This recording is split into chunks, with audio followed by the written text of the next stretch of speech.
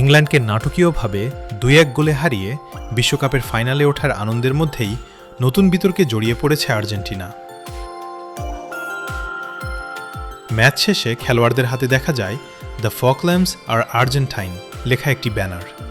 এই ব্যানার মাঠে প্রদর্শনের পর এখন ফিফার শাস্তির মুখে পড়তে পারে বর্তমান বিশ্ব চ্যাম্পিয়নরা।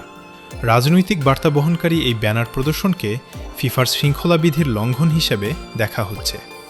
ফিফা প্রতিযোগিতায় রাজনৈতিক বার্তা প্রদর্শন নিষিদ্ধ থাকায় ঘটনাটি নিয়ে তদন্তের সম্ভাবনা তৈরি হয়েছে।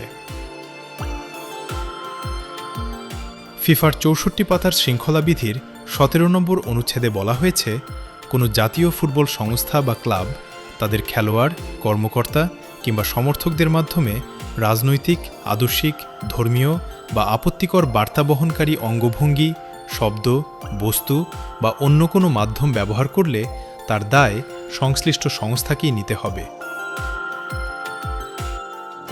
এই ধরনের অপরাধে ফিফা বিভিন্ন ধরনের শাস্তি দিতে পারে। এর মধ্যে রয়েছে সতর্কবার্তা, জরিমানা, পুরস্কারের অর্থ ফেরত, এমনকি বিশেষ ক্ষেত্রে শিরোপা প্রত্যাহারের মতো কঠোর ব্যবস্থাও।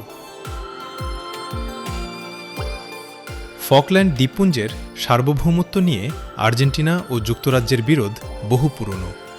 ১৮৩৩ সাল থেকে দ্বীপগুলোর নিয়ন্ত্রণ ব্রিটেনের হাতে থাকলেও আর্জেন্টিনা দীর্ঘদিন ধরে সেগুলোর মালিকানা দাবি করে আসছে। এই বিরোধের জেরে ১৯৮২ সালের ২ এপ্রিল থেকে ১৪ জুন পর্যন্ত ৭৪ দিনব্যাপী ফকল্যান্ড যুদ্ধ সংঘটিত হয়। যুদ্ধে মোট ৯০৭ জন নিহত হন, যার মধ্যে ৬৪৯ জন আর্জেন্টাইন, ২৫৫ জন ব্রিটিশ এবং ৩ জন দ্বীপবাসী ছিলেন।